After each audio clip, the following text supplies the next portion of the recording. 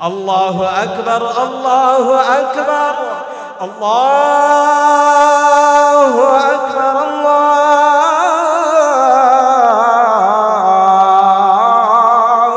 আকবার। আশহাদু আল্লা ইলাহা ইল্লাল্লাহ।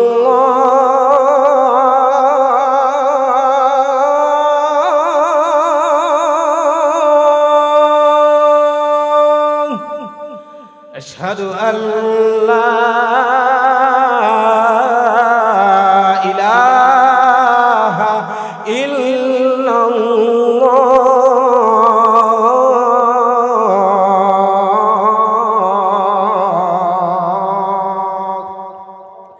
أشهد أن محمدًا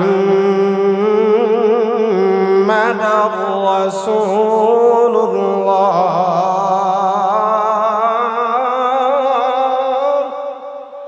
أشهد أن محمدًا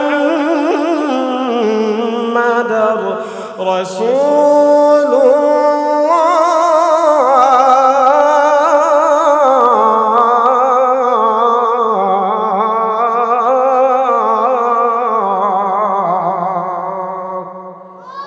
আল্লাহ বলেন,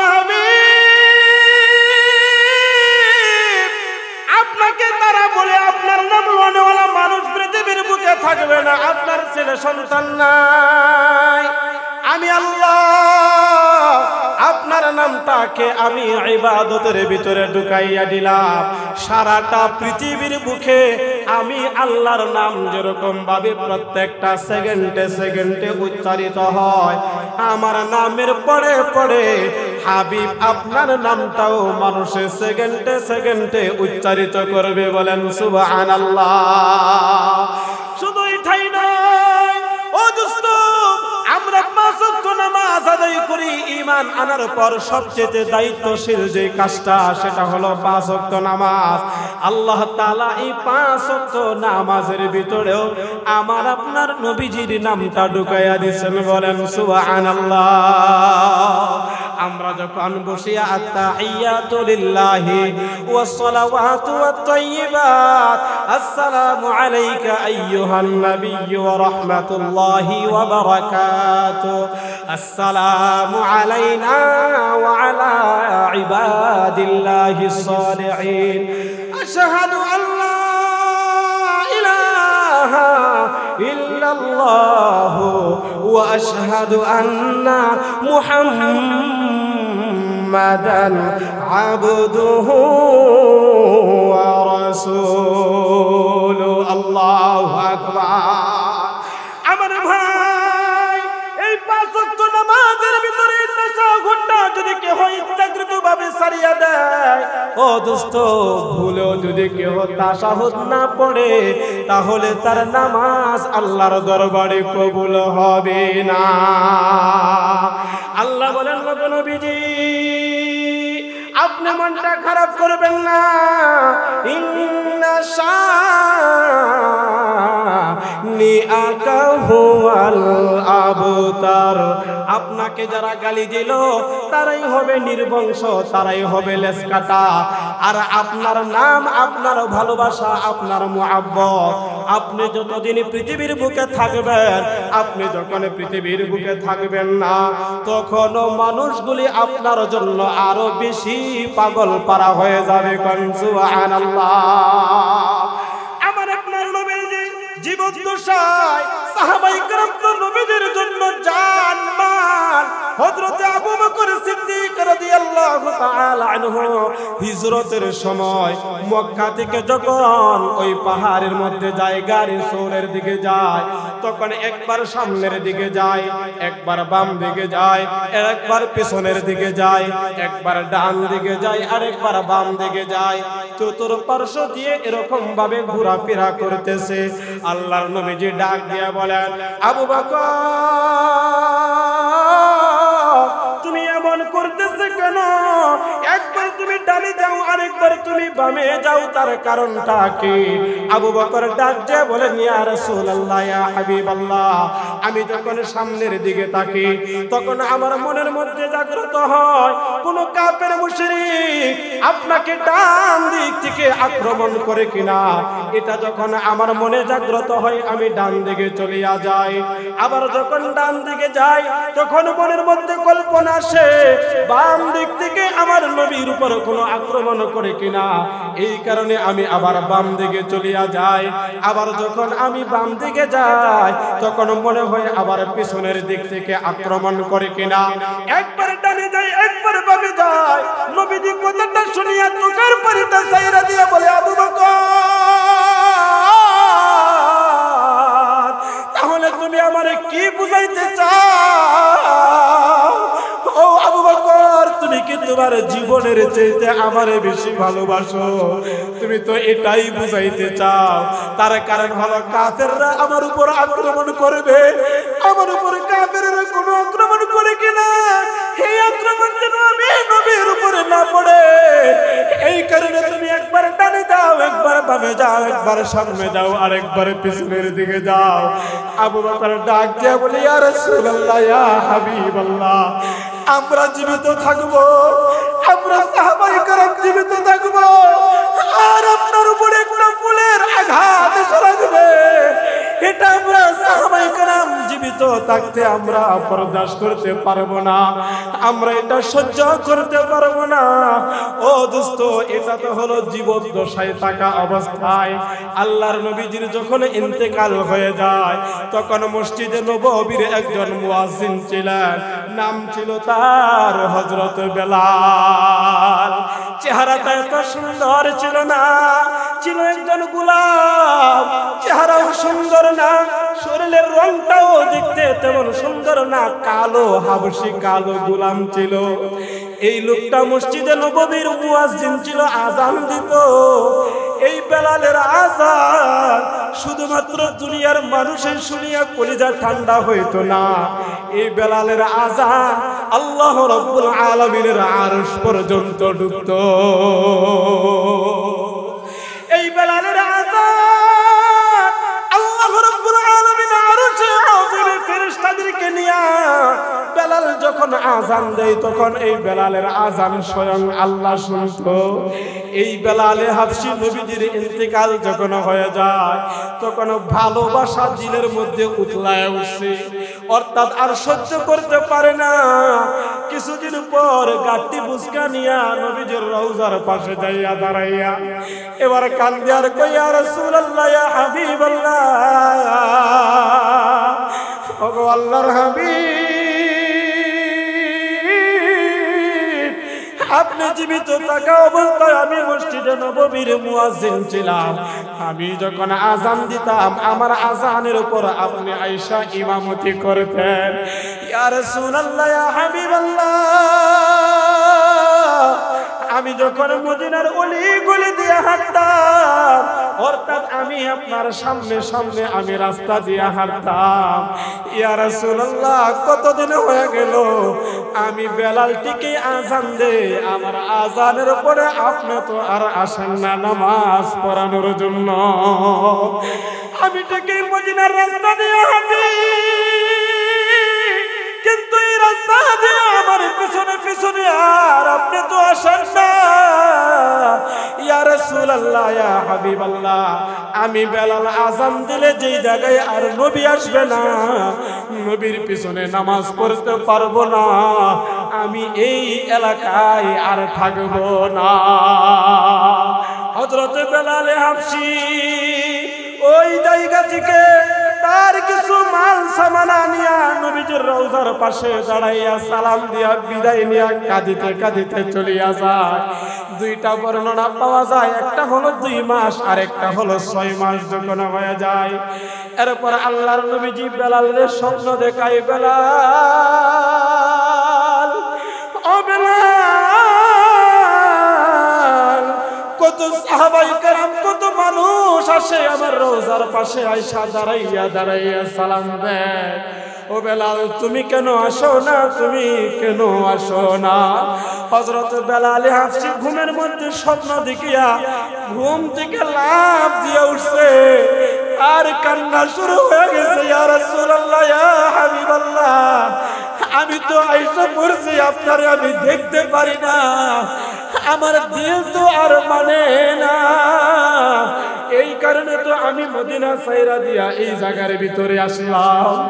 এবার হযরত বেলাল ঘুম থেকে উঠিয়া আবার মদিনার দিকে রওনা দিয়েছে। 2 থেকে 6 মাস হয়ে গেছে। অদুষ্ট দীর্ঘদিন পর যখন ওই জায়গার মধ্যে যাইতেছে, মনের আবেগ আরো বেশি বাড়িয়া যায়। হযরত বেলাল হাঁটে দৌড়ায়, মদিনার নিকটবর্তী হয়ে যায়। বেলালের কান্না আরো বাড়িয়া যায়। আর মদিনার এলাকার আশেপাশে পিচ্ছি পিচ্ছি নাবালক সন্তানরা যেগুলি বুঝে না, ওই সন্তানগুলি মাঠের মধ্যে খেলাধুলা করতেছে। এই সন্তানগুলি তো নবীজিকেও 6 মাস হয়ে গেল দেখে না। তার কারণ হলো নবীজি যেই দিক দিয়া যাইতেন আর আসতেন, তখন দেখার সাথে সাথে আগেই তারা বেলালকে দেখতে পাইতো যে বেলাল আসতেছে, অর্থাৎ বেলাল যেহেতু আসতেছে তাহলে বেলালের পিছনে নবীও আসবে। এখন নবীজি দুনিয়া থেকে বিদায় হয়ে গেছে।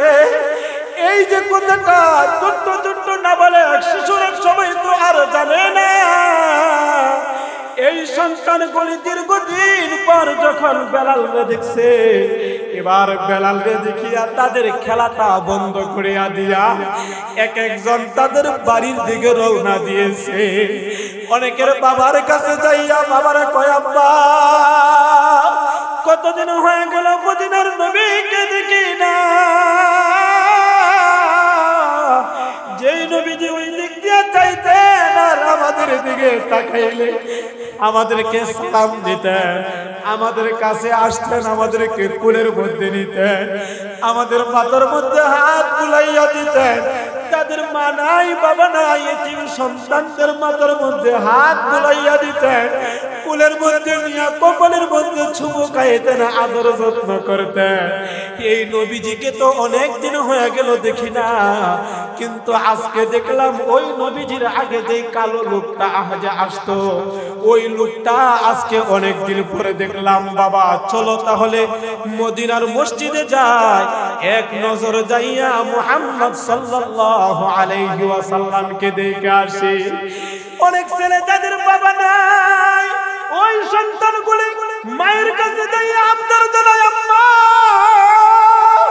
চলেন না, চলেন, মুহাম্মদ সাল্লাল্লাহু আলাইহি ওয়াসাল্লাম এই মদিনার ওই লোকটারে অনেক দিন হয়ে গেলে দেখি না, চলেন আজকে মনে হয় ওই লোকটা বাহির থেকে আসছে। কারণ হলো নবীজির আগে আগে যেই কালো লোকটাকে দেখতাম, এই কালো লোকটারে আজকে অনেক দিন পরে দেখেছি। তার মা বাবার কাছে যাইয়া সন্তানগুলি এই কথাগুলি বলে, এই সন্তানদের কথা শুনে না মা বাবা তো জানে নবীজি দুনিয়ার বুকে নাই, সন্তানদেরকে কি কথা বলিয়া বুঝ দিবে। ও দুস্থ মা এবং বাবার নবীজির কথা স্মরণ হয়ে যায়, তারা সন্তানদের কথা শুনিয়া মা আর বাবারা কান্দে। এই সন্তানগুলিকে নিয়ে মসজিদে নববীর দিকে রওনা দিয়েছে। আর হযরত বেলাল হাবশী মদিনার দিকে যায়, রাস্তা দিয়ে হাঁটে আর রাস্তার দিকে তাকাইয়া আরো বেশি তার কান্নাটা বাড়িয়া যায়। মাটির দিকে তাকাই, বালুর দিকে তাকাইয়া আর নিজেরা নিজে প্রশ্ন করে, হায় এই রাস্তা দিয়া যখন আমি হাঁটতাম তখন আমি খুব সতর্কভাবে আমি যাইতাম, রাস্তার মধ্যে কোনো কষ্টদায়ক জিনিস আছে কিনা আমার পিছনে পিছনে নবীজি আসতো।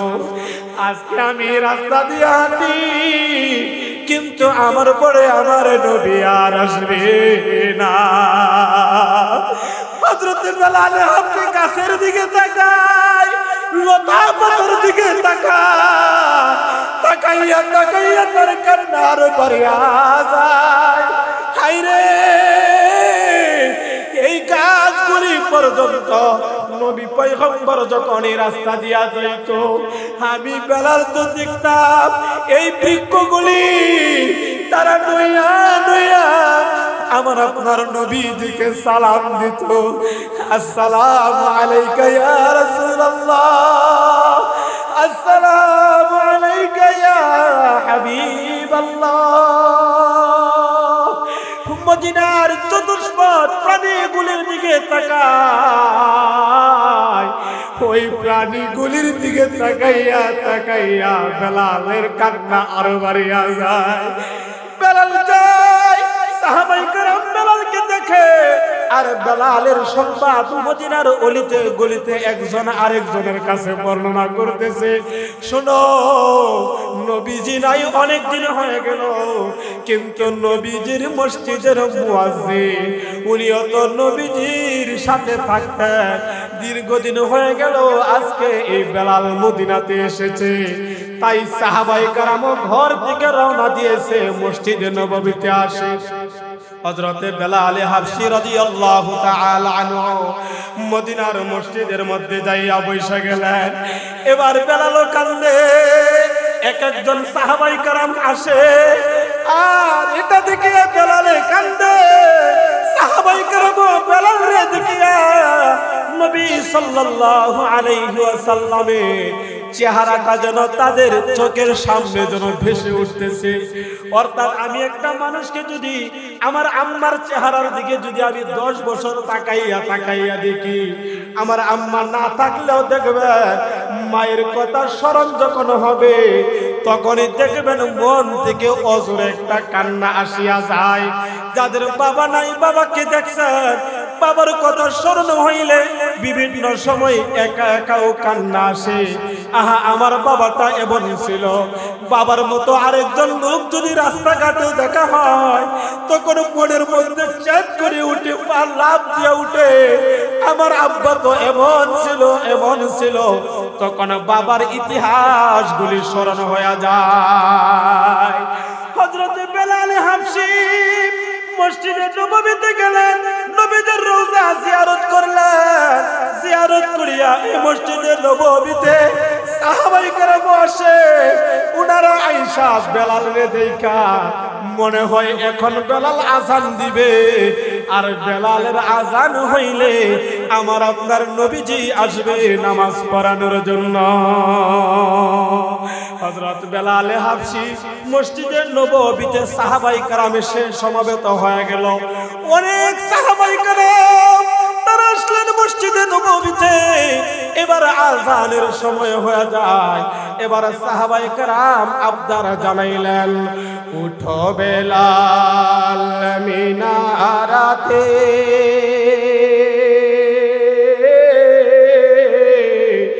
সময় বয়ে যায়।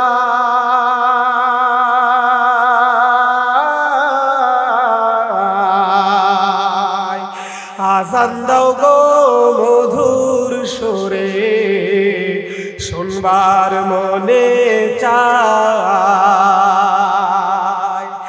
বেলাল বলে আযান দিলে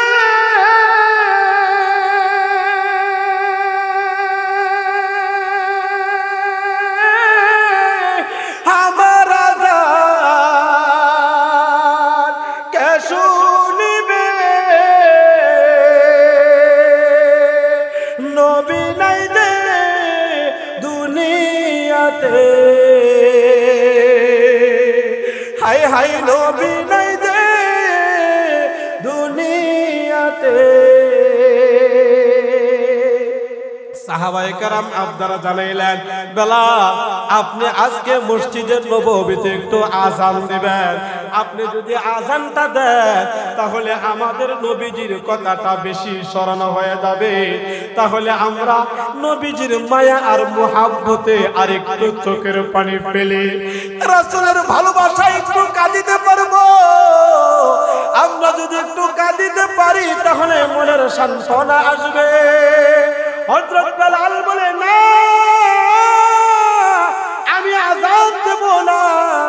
আমি আযান দিলে এখন আর নবীজি আসবে না। সুতরাং আমি আজান দেব না। সাহাবায়ে কেরাম পরামর্শ করিয়া এবার বলতে লাগলেন তাহলে কি করা যায়? বলো হযরত হাসান এবং হুসাইন রাসূল সাল্লাল্লাহু আলাইহি ওয়াসাল্লামের কলিজার টুকরা নাতিদেরকে খবর দাও, উনারদেরকে খবর দিলে উনারাও আসবে। আর হাসান এবং হুসাইন যদি আবদার করে তাহলে এই আবদার প্রত্যাখ্যান করতে পারবে না। তাই পরামর্শ করিয়া সাহাবায়ে কেরাম পাঠাইয়া দিলেন বেলালের সংবাদটা দিয়া হাসান এবং হুসাইন রাদিয়াল্লাহু তাআলা আনহুমার ঘরের মধ্যে যাইয়া এই সংবাদটা পৌঁছাইয়া দিলেন, ও হাসান এবং হুসাইন তোমাদের নানা জান নাই কতদিন হয়ে গেল, আমরাও আমাদের নবী নাই পয়গম্বর না কতদিন হয়ে গেল দেখি না, তবে বেলাল তো তৈলা গেছিল। আপনাদের নানা জানের মসজিদের মুয়াজ্জিন হযরত বেলাল এসেছে, আমরা আবদার জানিয়েছিলাম আযানটা দেওয়ার জন্য, আযানটা দেই না। হযরত হাসান এবং হুসাইন নানা জানের কথাটা শুনিয়া তাদের দিলের ভিতরে বেলালের সংবাদ শুনল, সাথে সাথে নানা জানের চেহারা মুবারক যেন তাদের কল্পনার মধ্যে ভাইসা উঠল, চোখের মধ্যে নানা জানের চেহারাটা ভাইসা উঠল। হযরত হাসান এবং হুসাইনের মনটাও মলিন হয়ে যায়। মসজিদে নববীর দিকে হাসান এবং হুসাইন রওনা দিলেন। আসলেন দুই ভাই, আয়েশা থেকে হযরত বেলাল রাদিয়াল্লাহু তাআলা আনহু, তিনিও মসজিদে নববীতে বসিয়া বসিয়া কান্দে। সামনে যত সাহাবায়ে কেরাম আছে ওনারাও বসিয়া বসিয়া কান্দে। উনাদের চেহারার দিকে তাকাইয়া হযরত হাসান এবং হুসাইন কান্না শুরু করিয়া দিছে। হযরত বেলাল হাবশী উনিও হাসান এবং হুসাইনের চেহারার দিকে তাকাইয়া উনার কান্নাটা আরো বাড়িয়া গেছে। হাসান এবং হুসাইন মসজিদে নববীতে আসলেন। হযরত বেলাল বসা, এক ভাইকে ডান পাশে বসাইলেন, আরেক ভাইকে বাম পাশে বসাইলেন। এবার দুইটা ভাইকে জড়াইয়া ধরিয়া বেলাল কান্দে, হাসান এবং হুসাইন রাদিয়াল্লাহু তাআলা আনহুমা ওনারাও কান্দে, সাহাবায়ে কেরামও কান্দে। অর্থাৎ নবীজির কথা সবার মনে পড়িয়া যায়, নবীজির ভালোবাসায় সবাই কান্দে। ও দোস্ত, কাফের মুশরিকরা বলেছিল নবীজি যখন থাকবে না তখন নবীজির নাম লনেওয়ালা মানুষ পৃথিবীর বুকে থাকবে না। আর আমরা দেখি নবীজির জীবদ্দশায় সাহাবায়ে কেরাম নবীর জন্য জান দিয়েছেন, মাল দিয়েছেন, জীবন দিয়েছেন। নবীজি যখন ছিল না তখনও তাদের আবেগ এতটুকু কাজ করেছিলেন। নবীজির ভালোবাসার খাতিরে তারা বসিয়া বসিয়া কাঁদতেন। আমাদের দেশেও অনেক মুসলমান আছে মক্কা মদিনায় যাইতে পারে না, কিন্তু বাংলাদেশে বসিয়া বসিয়া হাজী সাহেবদের কাছে অনেকগুলি প্রস্তাব দিয়া দেয়, ও হাজী সাহেব গরিব মহিলা মক্কার মদিনায় যাইতে পারে, আপনারা যেহেতু যাইতেছেন আপনারা আমাদের পক্ষ থেকে রাসূলের রওজার পাশে দাঁড়াইয়া একটু সালামটা পৌঁছাইয়া দিয়েন। এই আবদারটা আমরা জানাই কি জানাই না। শুধু এটা নয়, ও দোস্ত, আমি যখন উমরাতে গেলাম হজ করার জন্য, আমার একজন মুসল্লি আমাকে বলতেছে হুজুর একটা আবদার দিলে রাখবেন নি। বলে কি আবদার? বলে আমার জন্য মদিনা শরীফ থেকে অল্প একটু মাটি নিয়ে আসবেন। মাটি? বলে মদিনা শরীফে তো ওই জায়গায় মাটির কোনো ব্যবস্থা নাই, অনেক দূরে আছে, রওজার পাশে কোনো মাটি নাই, আনার মতো এখানে কোনো এরকম সিস্টেম নাই। ও দোস্ত, বলতেছি যে আপনি কেন এই মাটি দিয়া কি করবেন? ওই যুবক ডাক দিয়ে কই, হুজুর মক্কার মদিনায় যাইতে পারি না, কিন্তু এই পবিত্র মাটি যদি আপনি একটু এনে দেন, তাহলে এই মাটিটার মধ্যে আমি একটু চুমু খাবো, এই মাটিটা আমার চেহারার মধ্যে আমি মাখবো, এই মাটিটা আমি আমার বডির মধ্যে দেহের মধ্যে মাখবো, তাহলে আমি নিজেকে ধন্য মনে করব। বলেন সুবহানাল্লাহ। সালাতু সালাম গো আমার দরুদ সালাম গো আমার কইও নবী মুস্তাফা, তোমরা যদি যাও গো মদিনা, তোমরা যদি যাও গো মদিনা, মদিনা শরীফের মাটি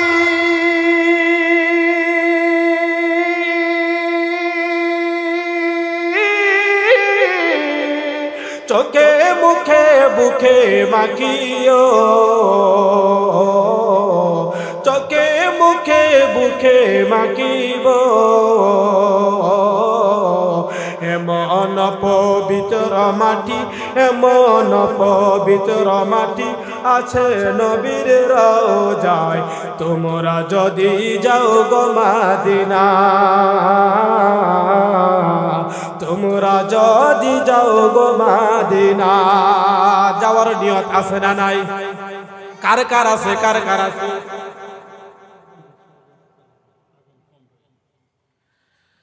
আল্লাহ আমাদেরকে কবুল করুন, সবাই বলেন আমিন। মদিনা শরীফের মাঝে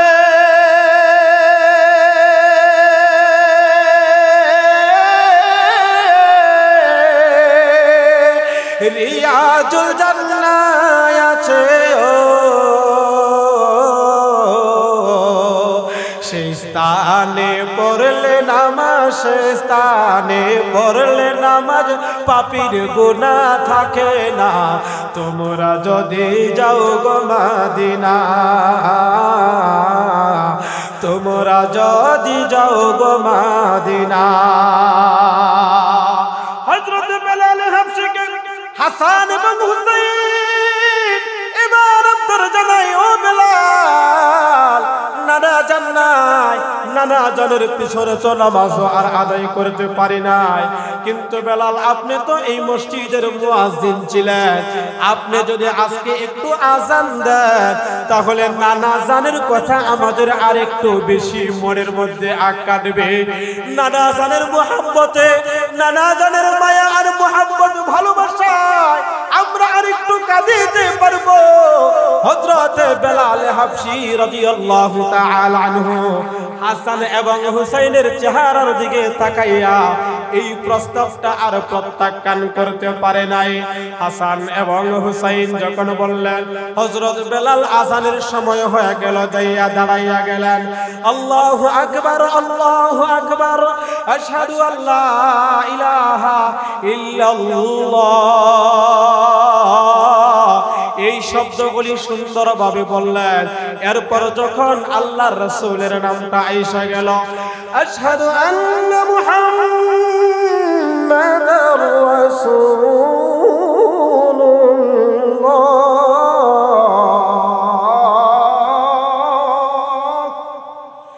আশহাদু আন্না মুহাম্মাদার রাসূলুল্লাহ,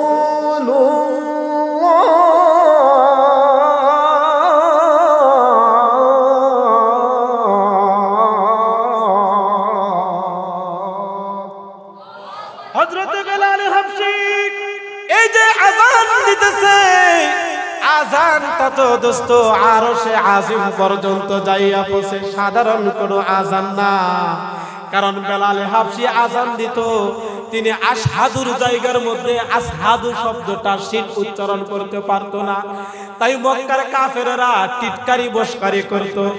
এই কথাটা নবীজির কাছে প্রস্তাব প্রেরণ করা হলো, ওগো নবীজি, বেলালের আযান শুনিয়া কাফের মুশরিকরা টিটকারি মশকারি করে যদি একজন সুললিত সুন্দর কণ্ঠের একজন মুয়াজ্জিন নিযুক্ত করতেন, এক ওয়াক্ত নামাজের জন্য হযরত বেলালকে অব্যাহতি দিলেন, আরেকজন সুন্দর কণ্ঠওয়ালা মুয়াজ্জিন দিয়ে আযান দিলেন।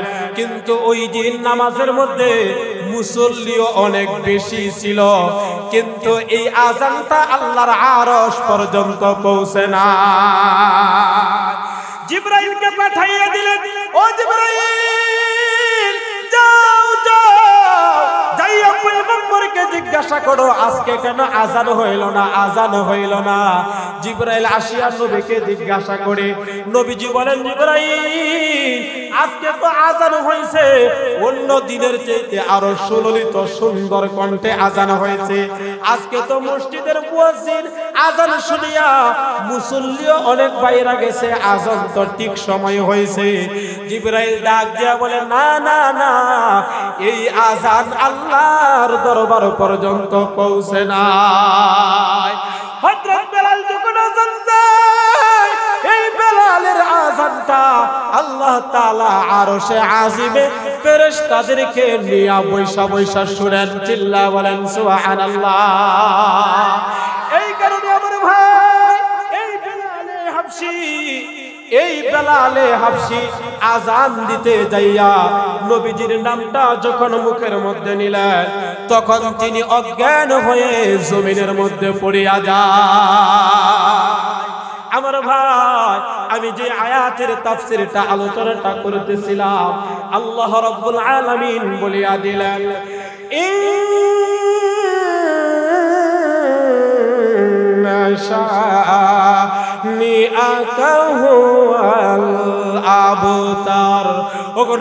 আপনাকে আবতার বলিয়া তারা গালি দেয়, আপনি আবতার হইবেন না।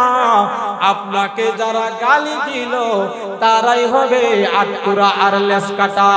বলুন তো, এখন আমাদের সমাজে নবীজির নাম লনেওয়ালা মানুষ কম না বেশি? কথা বলেন, কম না বেশি? অনেক বেশি।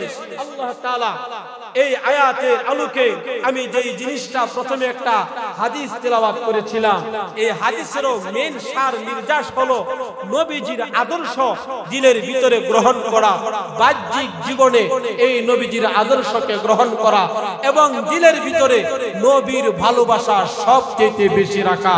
আল্লাহ এবং আল্লাহ রাসূলের ভালোবাসা রাইখা আমরা ফরজ ওয়াজিব আমলগুলি যদি আমরা করতে পারি, বেশি নফল যদি নাও করতে পারি, আল্লাহ রাসূল বলেছেন হাসরের দিন নবীদের সাথে আমাদের হাসর হবে ইনশাআল্লাহ। বলেন ইনশাআল্লাহ। আর এই আয়াত থেকে আমাদের শিক্ষণীয় বিষয়টা হলো, এই হযরত বেলালে হাবশির মতো চেহারা সুরত সুন্দর ছিল না, গলার কণ্ঠটাও তেমন সুন্দর ছিল না, কিন্তু আল্লাহর কাছে কবুলিয়ত ছিল। আল্লাহর কাছে কি ছিল? কবুলিয়ত ছিল। এজন্য আমরাও যেন এই বেলালের মতো দিলের ভিতরে রাসূলের ভালোবাসা রেখে খাঁটি আশিক রাসূল যেন হইতে পারি, সেই তৌফিক দান করুন। সবাই বলেন আমিন।